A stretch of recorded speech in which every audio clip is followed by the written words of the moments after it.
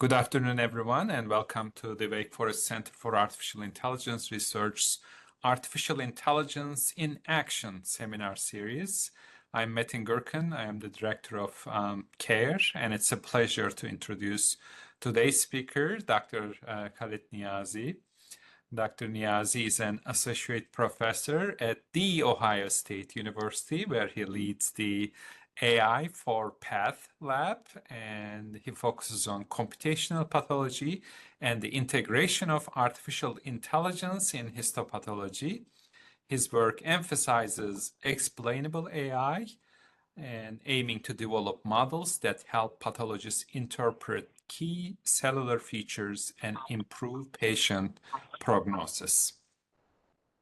Today, Dr. Niazi will discuss the development and evaluation of prognostic and predictive models in pathology.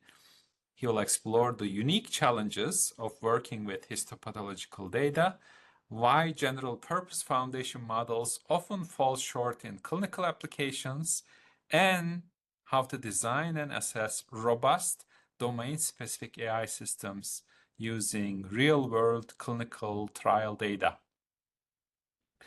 Please feel free to enter your questions in the chat, and then we will address them at the end of the session. When I say we, I mean Dr. Niazi. With that, let's welcome Dr. Niazi. It's an exciting day for us. Thank you so much, Dr. Gurjan, for the kind introduction and the invitation to present my research to the researchers and clinicians at Wake Forest University School of Medicine. I think my presentation is not in, okay, now you guys can see the whole thing. So today I'm going to be talking about prognostic and predictive models in pathology. And there are a few folks here who are in AI, and for folks in AI, we don't differentiate between prognostics and prediction. So what I will do is, because I'm talking from oncology perspective, so I will try to differentiate between these terms. So, and then I will talk about foundation models and how you can use them as prognostic and predictive models, and what are their shortcomings. It will be followed by Cell EcoNet. This is an architecture which we have designed. And right now we have tested it for invasive lung adenocarcinoma. And I'm only going to show you this part, but we have also in the background, we have been testing it on many different organs, and it works pretty nicely. And then I will also talk about PRISM, which is one of our recent models for colorectal cancer prediction. So one of the model is for prognostics, the other one is for prediction. And then I will wrap up my talk with some conclusions. So let's get started. What are the differences between prognostic and predictive models? So a prognostic model basically estimates the natural course of outcome of a disease, irrespective of the treatment. So the key here is that there is no treatment thing which you are taking into account.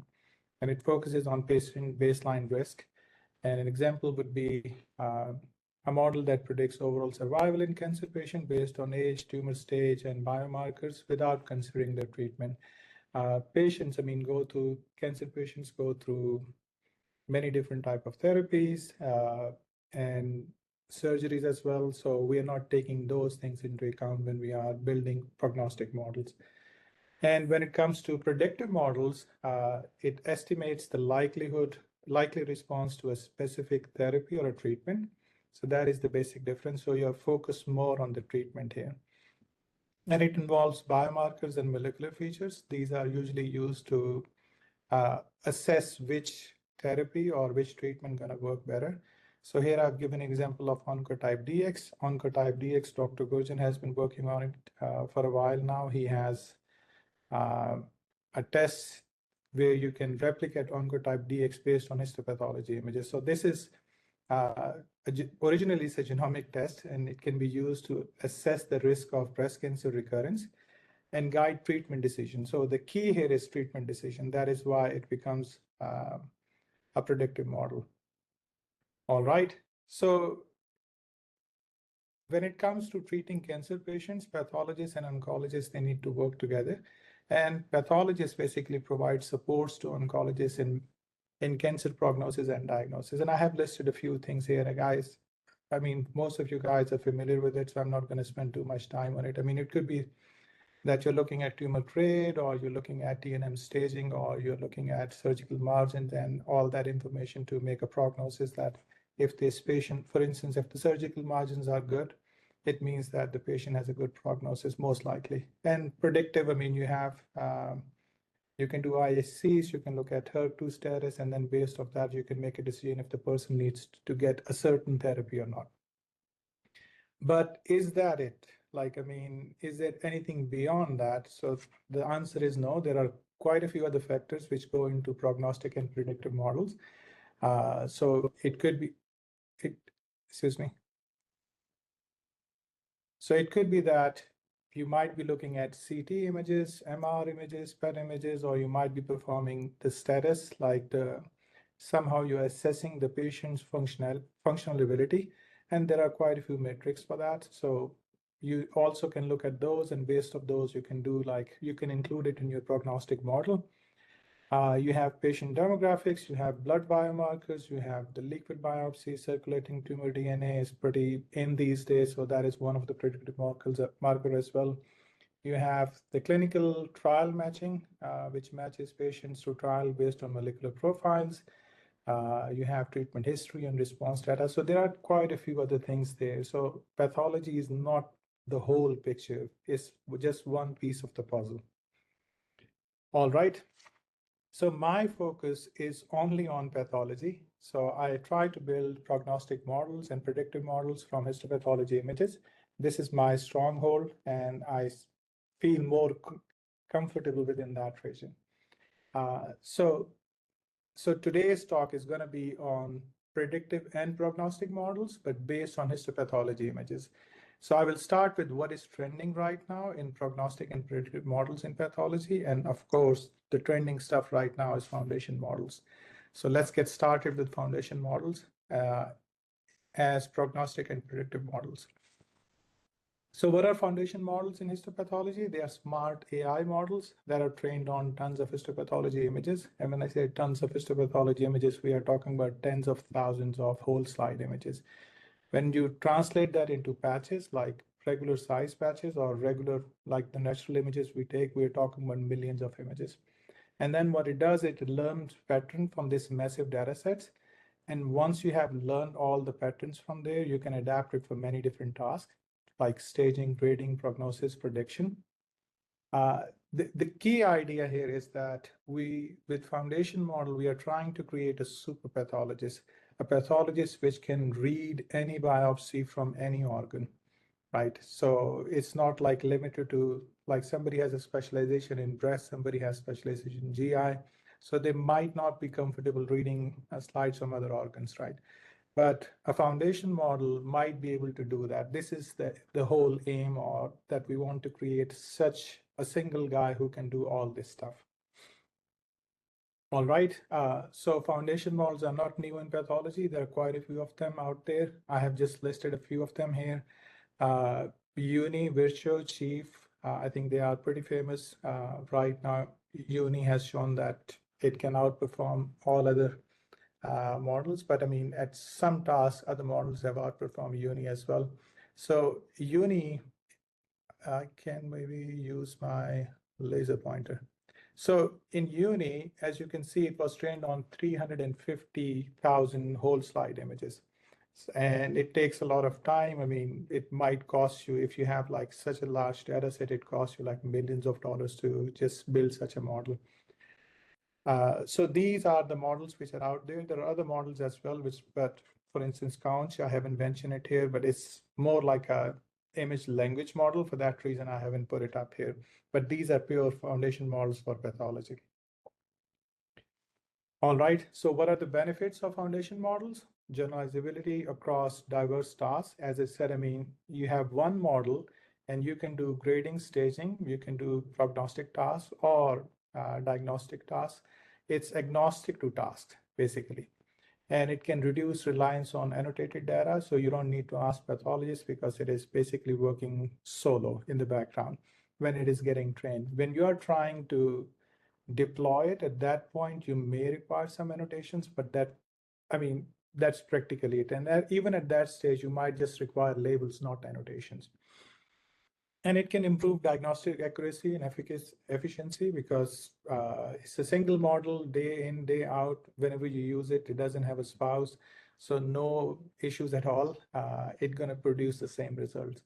And multimodal capabilities, you can integrate it with LLMs, and then you can have like a model which can also interpret the results for you. Scalability and adaptability.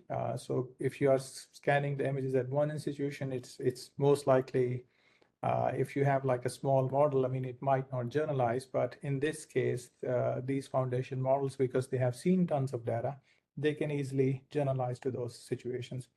And clinical workflow integration is relatively easier. I mean, there are still challenges, but it's easier because you have one model to deploy, and then you are just changing the last interface to do something different. So it's again a single model. It's not like multiple models are running in the background, because the more models you have, the more it's going to be a problem for the IT department in the medical center or in the hospital setting to integrate it. And future potential for personalized medicine, because the idea is that down the road, these models will become as smart as like a clinician or somebody who can just uh, look at a patient, and then according to the patient, I mean, they might be able to just do the matching, like something worked for a patient in the past, and then what was similar between this patient and the other patient, not only at like clinical variables level, but at the histopathology level as well. All right. So now I'm going to switch gear because there are a few folks I have seen who are AI, who have a background in AI. So I will have a few slides about AI. So I'm not going to bore you too much with that. So bear with me. After that, it's going to be like a pretty nice presentation for everybody to consume. So most pathology models use self-supervised learning when they are getting trained. And then these are the three different flavors we have. One is known as contrastive learning. The other one is de novo V2. You can call it self-distillation. The third one is masked autoencoders. And all three, at some level, they use something which is known as tokenization. So what is tokenization? I mean, you can divide the image into small tiles, right? And then you can extract features from within those regions, right? So that tiles or tokens, you can consider them as words in a language model. So basically you have words, and then all these three models, they use these words to extract information from the given data. So here is an example here. It's a bit technical, so I'm going to quickly go through it.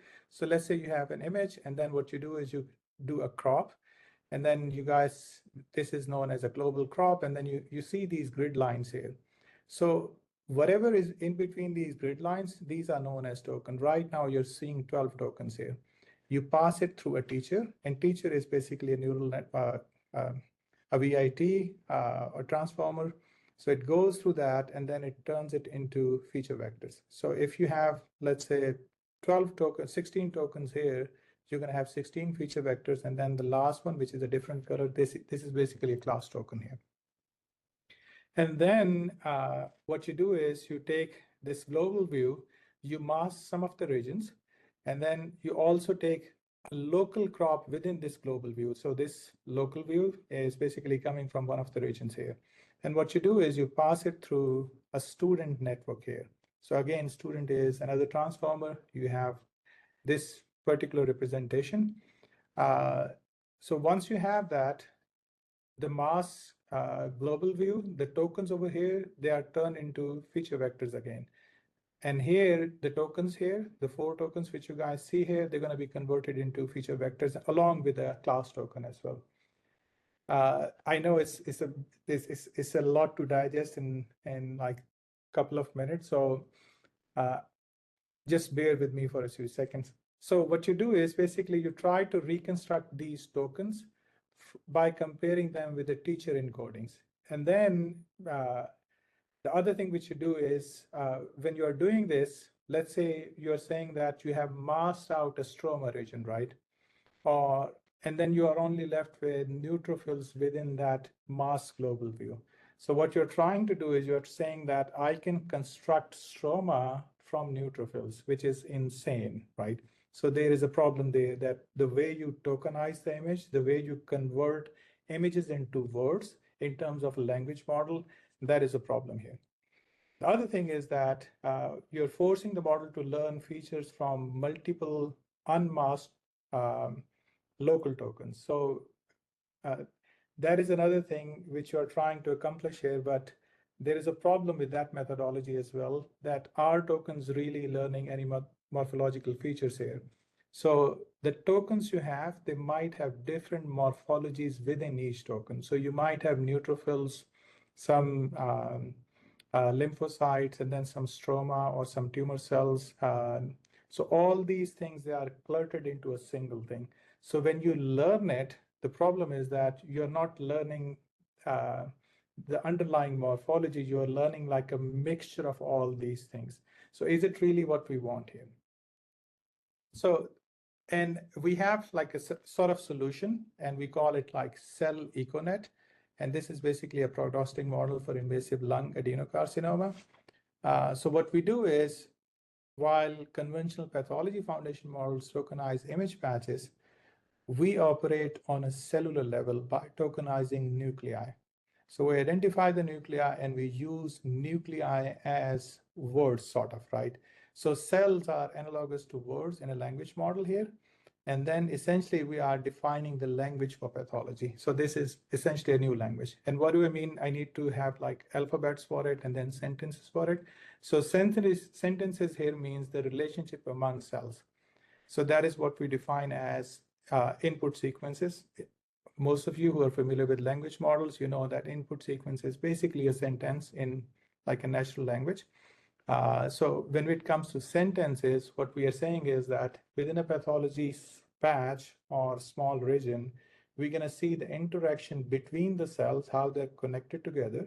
First, we know which cells are there. The second thing is that we know the interconnection of these cells. And when we are representing it, we're going to call it as an input sequence. And when it comes to alphabets, because every language needs to have alphabets, so here alphabets correspond to the variation within each cell. So when I say each cell, it means each cell type. So you can have one cell, which is a neutrophil. You have another cell, which is also a neutrophil, but they may not be necessarily the same neutrophils. If you ask a human being, they might say that they are the same, but there could be variation within them, right? So we are trying to capture all these subtle changes within the same class of nuclei through this cell econet. So basically, cell econet is defining a new language for pathology here. All right, this is the architecture. So I'm not going to bore you with the architecture, how it works. So you have a whole slide image. It's a quick overview, so just bear with me. It goes through a foundation model. You can have patch embedding. You have these cell embeddings down there. So each cell has been identified and then it has been embedded. And then you have all these embeddings. They go through a cell patch fusion model, and then the cell patch fusion model is down there. So basically it combines the patch level embeddings with cellular, with nuclei level embeddings. And then it goes and then it results, somehow it predicts the recurrence here. So this is the overall architecture of the model. And when it is doing that, it is taking into account like how close these cells are and what are different types of cell, what are different variations of cell. So all these things are taken into account when it is analyzing the slide. So what we are trying to accomplish is we are trying to predict ILA recurrence, invasive lung adenocarcinoma recurrence. We have 189 patients with stage 1 to 3. They are treated with curative intent surgery, minimum 5-year follow-up for all these patients. And we have 456 slides, 72% of 38% of these patients recurred within 5 years. So here are the results for this particular model. So there are so many numbers out here, so I don't want to get you confused. So let's focus on the last bit here, where we are talking about AUC. Let me try to draw it. So this is the result of Econet. And then the rest of the things which you are seeing, they are the results of Uni2 as a foundation model. As you guys can see, the best you can get, the second best after us is like 0.67 in terms of AUC. We are at 0.78 in terms of AUC. So there is like a stark difference between our model and the second best model. So at least like a 10% difference. And then likewise, I mean, other models, they are around 60%. And then I have put the labels here. And for all of these, I mean, Uni2 V2 is the model which we have used. We have tried different combinations of models. We have tried Virtue and all the other models which I have shown there in the beginning of my presentation. But Uni V2 was the one which was performing relatively better. So from here, it is obvious that our model is way better than all other models. So we dropped it here, like comparing it with other models. So we thought maybe we should do a bit more analysis, more thorough analysis. So here you're seeing an analysis which is based on individual cells. So let's say we are identifying connective cells and we are checking the prognostic value of connective cells in predicting ILA recurrence within 5 years. So, and as you can see, the worst performing model we have, if we are looking at in terms of AUC here, it is above 70%, right? Close to that number. So, which means that even when you are using only connective cell, you are performing better than 70%, which means that you're performing better than any foundation model out there. The other thing is that when you combine all cells together, then you are somewhere between close to 75. And when you combine cellular features with some clinical variables, you are close to like 78%. So there is like a huge difference. So one of the things which we need to note here is that we are looking at a single cell, single type of cell. So we are looking at, let's say, neoplastic cells. And we looked at the neoplastic cells in ILA patients who recurred and ILA patients who didn't recur. And then there is a stark difference between those two groups, right?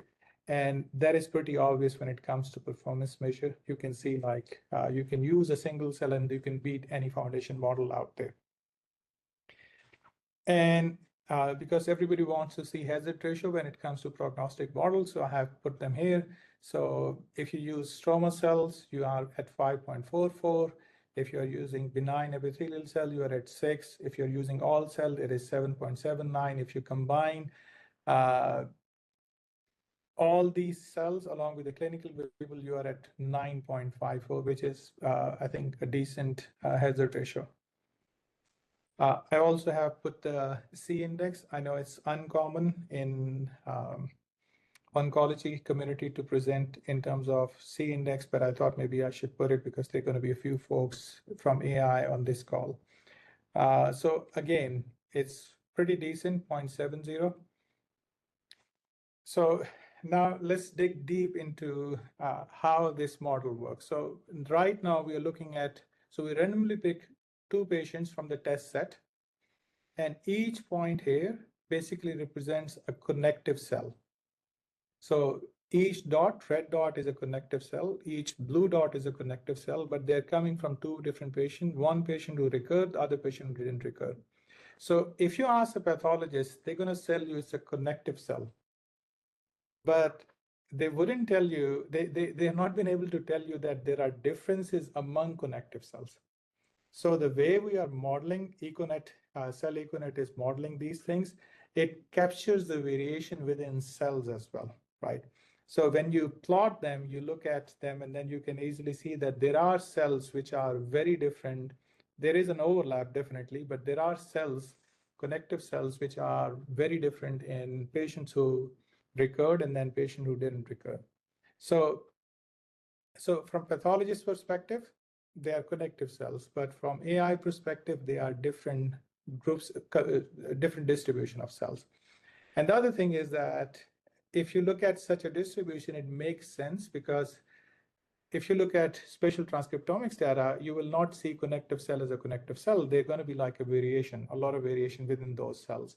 So basically here you are somehow going in that direction, or you can just use spatial transcriptomics to validate which cells are the one which are responsible for ILA, right? Recurrence, ILA recurrence. So you are basically pinpointing. The other thing is that when we use ordinary foundation models, because the words over there, they are tokens, you can't really pinpoint the attention to a small, like back to a cell here. But in this case, you can go back and then say like this particular set of cells are the one which are responsible for ILA recurrence. And then if you do spatial transcriptomics on that, maybe on a adjacent tissue section, I think you're going to get very good prognostic information from there, and disease mechanism and other things. I mean, that will be easy to understand from that point onward. All right, here is benign epithelial cells. We did the same thing, randomly took two patients. One is who recurred, the other one didn't recur. And this time we just look at the benign epithelial cells. And then as you guys can see, the distribution shows like it's obvious that you can always find some cells within benign epithelial cells within ILA patient who recurred, and then ILA patient who didn't recur, the cells which can differentiate between these two groups. So if I have to do it manually, I mean, I would just pick like this cells from here and then these cells from here, and I would say these two populations are the one which can differentiate between these two different groups. And what I can do is I can go and then do spatial transcriptomics within those cells here, right? And then it will inform me like the disease mechanism and other things as well from you. All right, here is the attention map. So we showed the attention map to pathologists, and they were overwhelmed when we were doing it at a nuclear level because they're not used to. So they asked us to compute like a patch level. But even when we are computing at a patch level, it really nicely follows the anatomy within or morphology within the tissue section. It's not like all over the map or anything like that. Usually when you see attention, I mean, it's all over the map, but it is following a set pattern here. All right, so you might be thinking that why there is a uni V2 up here, right? So you might be learning something from there, and it might be the one which is contributing. So we did many different ablation studies. So we removed uni altogether, and the results were, I think, dropped by a couple of %. And what we did again is that we thought maybe we should replace uni V2 with some clinical variables. So we did that. And to our surprise, the performance increased. So basically, the foundation model was pulling it down. So when we removed it and replaced it with the clinical variables, the performance go up by like a couple of %, right? So a couple of %. So, and then we did another study where we tried to see like if the clinical variables, they are correlated with the features from these foundation models, and apparently they are correlated. When we tried the same thing with our own, like the lower branch, which we are talking about here, I mean, they were not correlated. So they are like complementary information. So combining them makes a lot of sense. But if a foundation model is giving you the same thing, which is coming from a clinical variables, I think it doesn't make sense to combine them. I mean, you might be able to get like some mileage out of it, but it's not like the way to go probably. Anyway, so this is something which is in the pipeline. We're going to be publishing it very soon. And now I'm going to switch to the predictive models. And the one which I'm going to talk about, this is known as, we call it PRISM. And it's a predictive model for colorectal cancer. So we have data from Alliance Clinical Trial on Oncology, and that the data distribution looks something like this. We have 114 patients who survived for 5 years, who died within 5 years, and then there are 317 patients who survived beyond 5 years period. And then you have a total of 431. So you might be thinking I'm talking about predictive model, and now I'm not talking about the treatment here. So here comes the treatment part. So the question here is comparing the results of, so we have two different treatment options here. So all these patients, they were assigned to two different arms. One group of patients, they got one type of, have you thought about, okay. So one group of patients, they got one type of drug and the other one got another type of treatment. And then the idea was, can we compare them and see like if there are any differences in terms of survival? So this is why it's a predictive model. So now going back, what PRISM does is it uses words as different morphologies. So word here are analogous to different morphological regions. And variations within certain morphology defines the alphabet for this model. So this is how it is different than the EcoNet model, which I have shown earlier. So there are many ways to evaluate these predictive models. I think one of the best way which I have found is that a good predictive model should replicate the findings of a clinical trial. So if you are using a clinical trial data, the AI model should replicate the findings. If there are no differences in terms of drugs, like in our case, we have used two different drugs, and then there was no significant difference. That was the finding of the clinical trial in terms of recurrence. So the model should say the same thing. The model shouldn't be saying something different. It is saying something different. It means that it is latching on to something which is irrelevant. So it has to reproduce what was found by what were the findings of the clinical trial. And here, when we were evaluating the model, we use Kaplan-Meier plots, we use AUC, sensitivity, specificity, accuracy, C-index, and hazard ratio when it comes to compare it. Apart from the fact that we are also looking at, like, if the model's finding are consistent with the clinical trial finding, we also use these comparison methods here as well. All right, so this is the overview of PRISM. I'm not going to bore you with the details, but as I said, I mean, here morphologies are basically representing the words, and then you combine different morphologies to create sentences and stuff. But this is the model architecture here. So moving on to the results.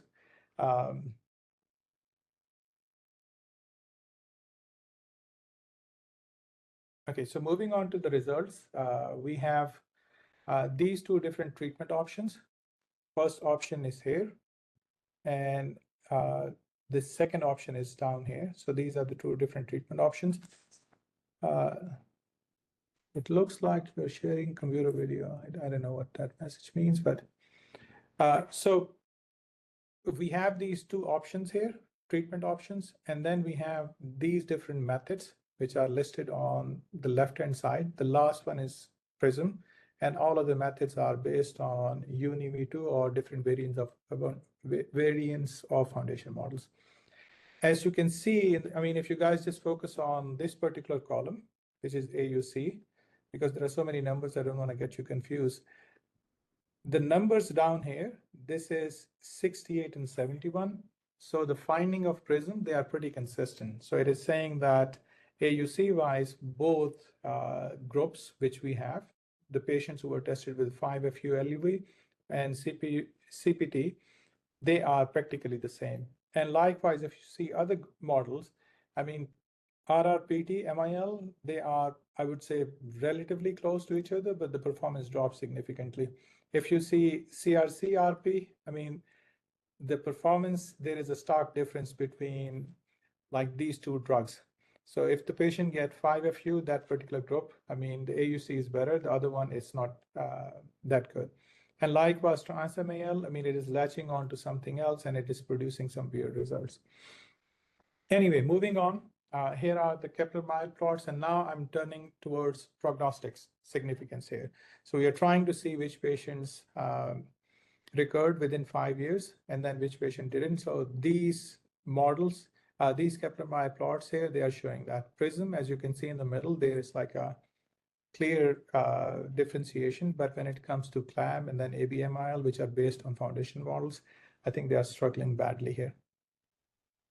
All right, some quantitative results. So we have C-index and hazard ratio here. As you can see, we have a C-index of 0.67 and a hazard ratio of 3.34. The best hazard ratio which we have seen is 6.30. And then C-index is 0.65. So when we are looking at these numbers, it looks like trans-ML is working really good, right? Because this is the best one and we are the second best one. But when we look at the results from another perspective, so here I'm showing the results in terms of AUC, accuracy, sensitivity, specificity. If you look at trans-MIL, it is the specificity is 99, but the sensitivity is 5. So this is the reason why the numbers are so high. So I think one of the lesson is that we shouldn't be just looking at these metrics in isolation. We need to look at in combination. So when you look at all these metrics in combination, it has a terrible performance. But when you look at Prism, it consistently performs. So the sensitivity, specificity, all these things, they are pretty balanced here. All right. Now, so there is a trend in, so I mean, the numbers here, they're like 70% and then 67%. So they're not like 99% or something like that, right? So, I mean, it looks like that it's not like a good model. So what I have done is, because we want to do everything with a piece of tissue, so what I tried to do is I tried to differentiate between male and female based on the tissue. So you see the AUC is 0.57.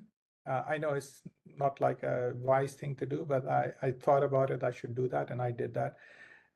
So, and then you see the accuracy, which is 55, sensitivity this, specificity 50. So it's not working essentially. And then I tried to differentiate between age 65 and less versus age 65 and greater. And again, the numbers are not convincing. So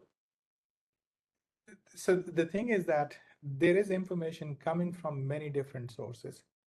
And somehow, if we feel like pathology will automatically incorporate that information from just a piece of a tissue, it's not going to happen. So somehow we need to look at the holistic picture. When we are creating models, we don't need to just limit ourselves to pathology models. We need to look at a bit more openly. We need to look at like what other sources of information are there. Because if we try to do it this way, then we're going to be in a lot of trouble, because the model will not like journalize like the way they should. So this is like one prime example. So we not only did that, we also did like, can we somehow predict the income from the tissue information? And it is not possible to do that. We tried that, and then the AUC accuracy and all these metrics, they were around 50%. So which means that it's a flip of a coin essentially. So one of the lessons we have learned is that there is complementary information available in terms of many different modalities. And if we want to treat the patients right, I mean, we have to somehow combine that information into a single model, into a single prognostic or predictive model. So if you're just going with pathology, this is just one piece of the puzzle, not the whole thing. All right. Moving on. So a few slides about the conclusions. One is about the building blocks. So in radiology and natural images, we don't have any building blocks. Let's say we are looking at a radiology image. We cannot say that there is a certain anatomical structure which can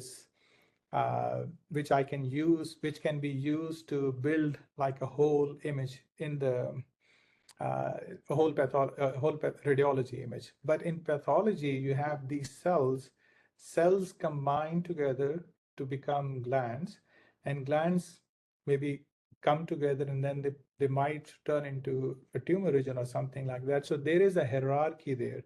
So we need to, instead of just going with how people have defined the foundation models or how people have defined these VITs, what we need to step back and then think about what are the basic building blocks here. Do we have better access than that?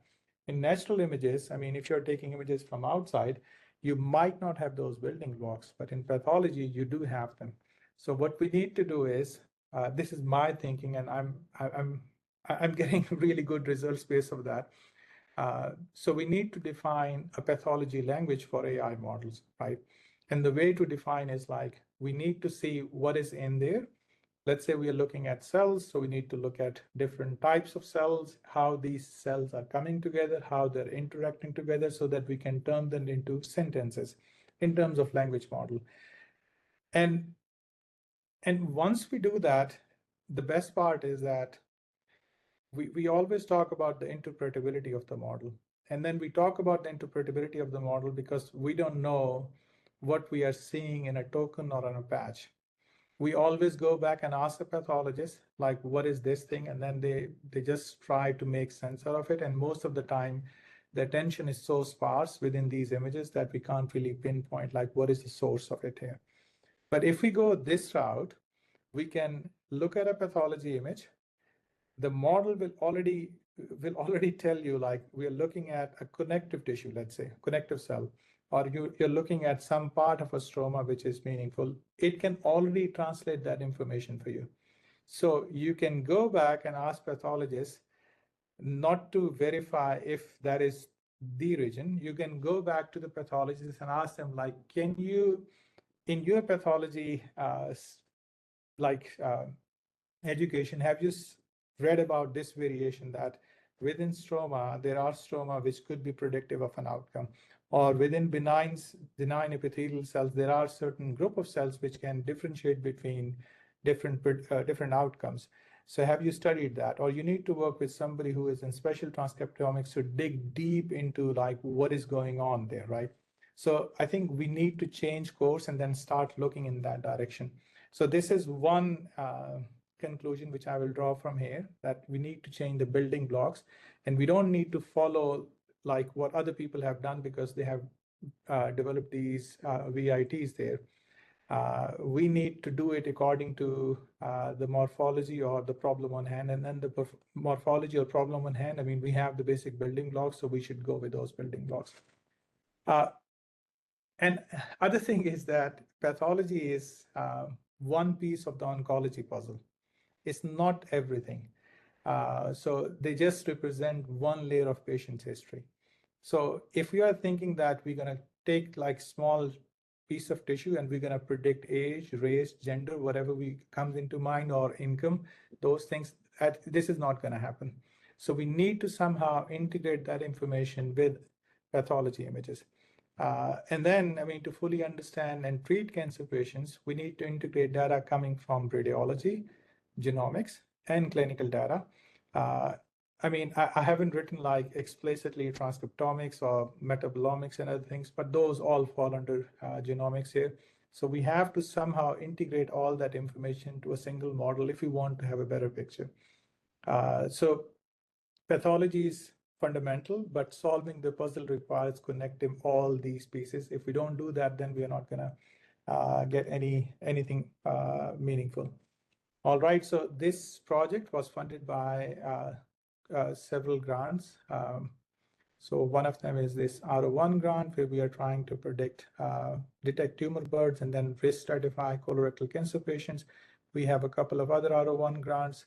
They are in collaboration with Wake. And then we have a comprehensive cancer center grant from the Ohio State University that is supporting this project. We have Department of Pathology, who is providing us support for this project. And we have Pelotonia IRP Award, which is also supporting this project. But nothing is possible without a team. Here is a picture of the team who has contributed to this project. You might see quite a few familiar faces here. The front row is basically the students here, the AI scientists, and then we have Dr. Goshen, of course, my mentor. And we have thoracic oncologist, thoracic pathologist. We have colorectal pathologist here, and then we have basic scientists as well. All right, so I will stop here. Thank you so much for your time. This was fantastic, Khalid. Thank you, and we are clapping for you. We appreciate it. This was really a remarkable presentation. I have several questions myself. I learned a lot during the presentation. This is really fascinating, this cell EcoNet. Although it sounds like a neocellular plan from Verizon, I think I think in the following days and months we will hear the impact of this kind of a framework. I think you are onto something really, really exciting, because you are really developing the vocabulary of pathology And then I see that there are several pathologists in the audience, and then they are welcome to comment on this. And many times our pathologist collaborators, when they look at an image, instead of just focusing on at the cellular level, they have the gestalt view of the what is it contained in these slides. But it's very, very interesting that with the help of AI, you can go and at the cellular level, you can extract, in a way, words and structures that can have prognostic and predictive value. This is fascinating. So let's turn to our audience for some questions.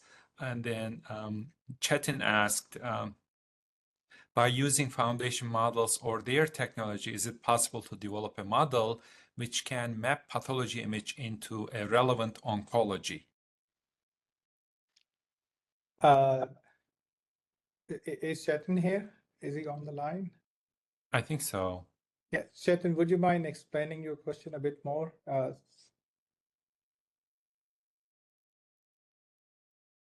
Maybe he's trying to ask if we can. So the problem with the foundation model is that the features which it has learned, they are generic features. So they are not like task-specific features, right? And for oncology or for disease, go ahead. Sorry. Yeah, great talk. So just, I mean, while you talk about that, actually, you are somehow forming some kind of a language. So I'm also trying to work on this radiology images, radiology reports. So we are trying to build some kind of a knowledge graph. I talked to Metin some time ago, and I asked him this maybe similar question. So, well, when you talk about the language, I believe that the languages are there. I mean, the ontologies are formed by pathologists, and they define actually very detailed expressions. And actually, if you give me an image, and if you give me the oncology, if you can map the oncology part, whatever oncology, I mean, I don't know, I'm sure there are some oncologists for pathology reports or images. So I'm not a computer scientist, so I can understand some, but if you are training, right, to actually find, for example, mask data and those kind of stuff. Also the NLP, they are trying to guess the mask words, etc.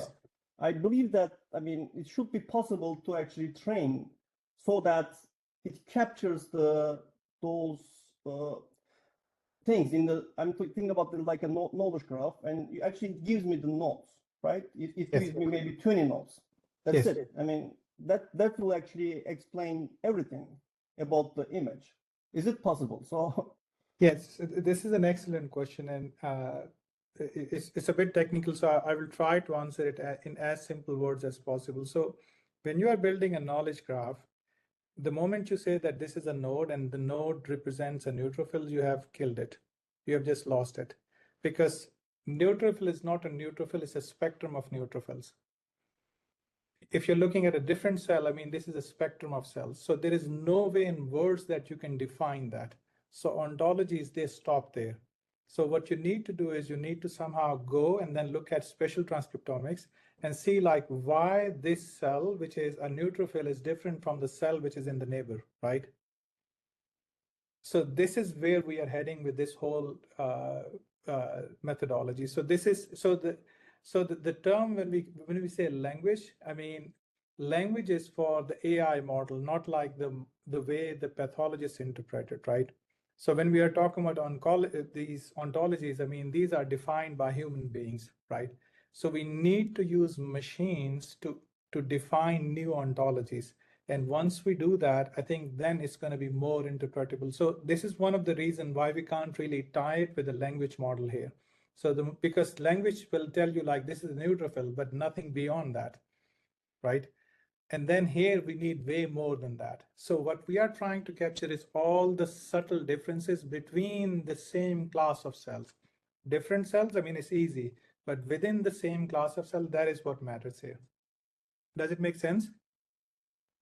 Yeah, maybe I'll talk to you. Yeah, let's have a chat afterwards. Yeah. Yeah, thank you. You're very welcome. Dan Byrne is asking you 3 questions. Let me ask you in one at a time. And he is asking, have you thought about testing your models in a pragmatic randomized control trial, comparing usual care versus usual care plus your model, and assessing patient outcomes? So this is the next step we have in mind, that we're going to go for a pragmatic trial. We haven't done that yet. So what we have done up till now is, for instance, this cell Econet, we have tested it on breast, we have tested it on lung, we have tested it on kidney, I believe. So I think a total of 4 different organs we have tested, and it outperforms everything which is out there. But we haven't gone for a pragmatic trial. We will try to do that. That is, I think, for deployment purposes or for like, I think it's a good sanity check. If something works for pragmatic trial, then it's a real clinical situation what the pathologists or oncologists encounter. So we have to do that. We haven't done that yet. He's also asking if you are aware of any published papers that show that AI was used to improve patient outcomes. So, I mean, AI has been shown to improve patient outcome. There are quite a few papers, but when it comes to pathology, that is a question mark. Not many models have end up in by the bedside.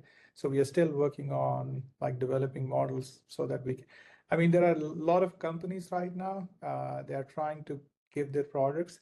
So for instance, Virtue has recently, I think, shared their prognostic model, and they have shown that they can achieve like, I think 0.7 or 0.8 AUC, somewhere around that line. I mean, these numbers might look like small numbers, like you have 0.7 or 0.8 AUC, but reality is that right now oncologists have no tools whatsoever. So when you are giving that number, I mean, you're making it at least better than nothing. So I think there are still like meaningful models out there. But yeah, I mean, AI studies, they're definitely out there, but not from pathology perspective. You said that you focus on pathology, and then Dan is asking what percentage of US hospital pathology departments have digital pathology specimens? That's an excellent question.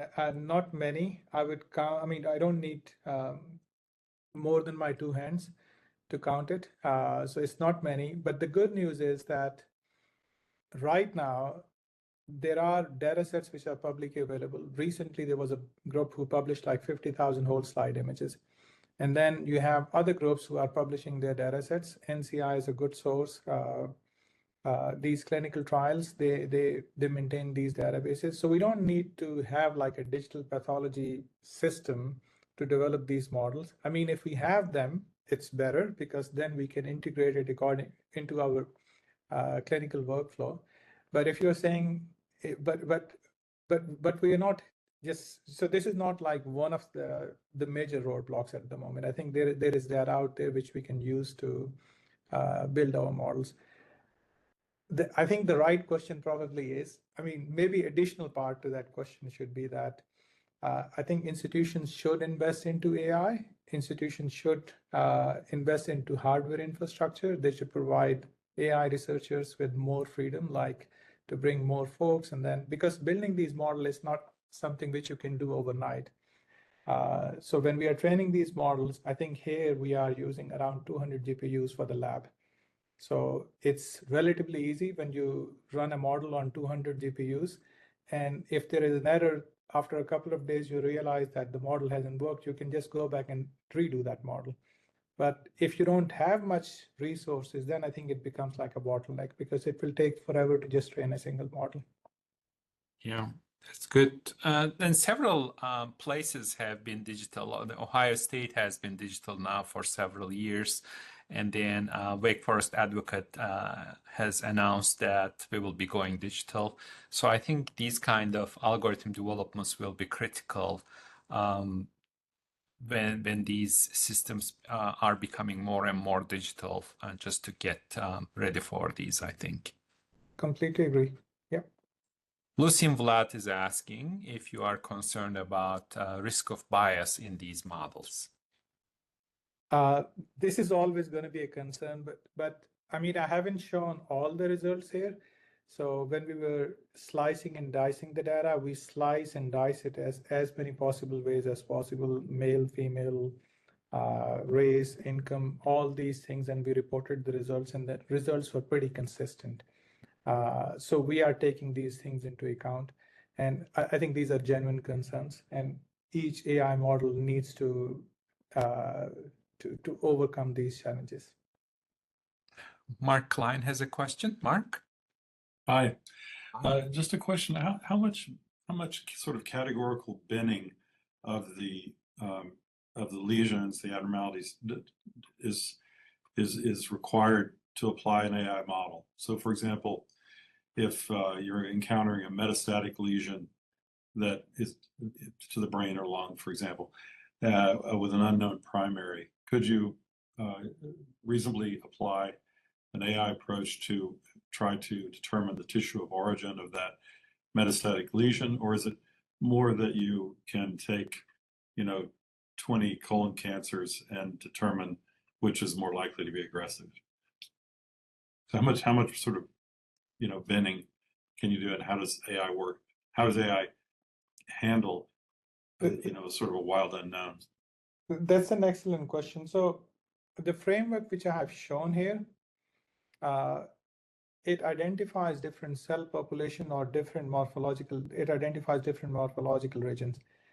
It is not, I mean, although I showed an example for lung cancer and colorectal cancer, but it is not meant just for that. It is agnostic to all these things. So we tuned it in a way that it starts to produce results for ILA, right? But it is not meant for that. If you're looking for unknown primary and then you're going to use the same model, right? You can take the same model and apply it to unknown primaries. And it's going to start, I hope, I mean, I'm just in the process of getting data from Tempus to do that, because they have like tons of slides, I think around 10,000 of them, from 24 different organs. So I'm in the process of getting that. So over there, they have that. And then the idea we have is that we're going to use a similar model or a combination of these models to do that. At the moment, we are doing with 5 different cell populations. When it comes to different morphological regions, I think we have close to 17 or 18 different regions, but we have expanded them to, I think, around 30 or something. I mean, while we are on this call, the results which I've showed, these are for like a couple of months ago. But we are constantly increasing the morphological categorization and then the amount of cells we can get from there, different types of cells. So the thing is that you're identifying different cell populations, you are identifying different morphologies, right? And then when it comes to a task, you can adapt these morphologies and these cell population to that particular task. And then the model will automatically pick which is what stuff is meaningful there. Does it make sense? I don't understand it yet, but I'll keep trying. Thank you. I'm sorry. I'll connect you, Mark, for a follow-up. So Okay. I'll make the connection. Yes, of course. We have 1 minute left. Ruth Lininger has 2 questions, but because of the time limit, I'll try to paraphrase. I apologize, Ruth, if I misrepresent your question. So just, she's rightfully just, pointing out to the problem of keeping or storing the cost of pathology images, because these are really humongous images. And then is there a way that your technology can possibly be used to solve that problem going forward? Just, can it have any impact in this storage or identification, maybe specific subsets of these cases or images? Can your technology also be useful for that? That's an excellent question. I never thought about it, but I think you can use it for compression purposes as well. So you can identify key areas and then you can just encode them and keep them. So yeah, I think that is doable, but I have to think a bit more about it. But it's a really good question. Wonderful. With that word, it is 1 o'clock, and I'd like to thank you, Khalid, one more time, and we are clapping for you. Oh, thank you so much. And then I also want to, there was a lot of attendance today. We appreciate everybody's attention and participation, and then look forward to seeing everybody in next month's AIIA seminar. Have a nice afternoon, everybody. Bye-bye.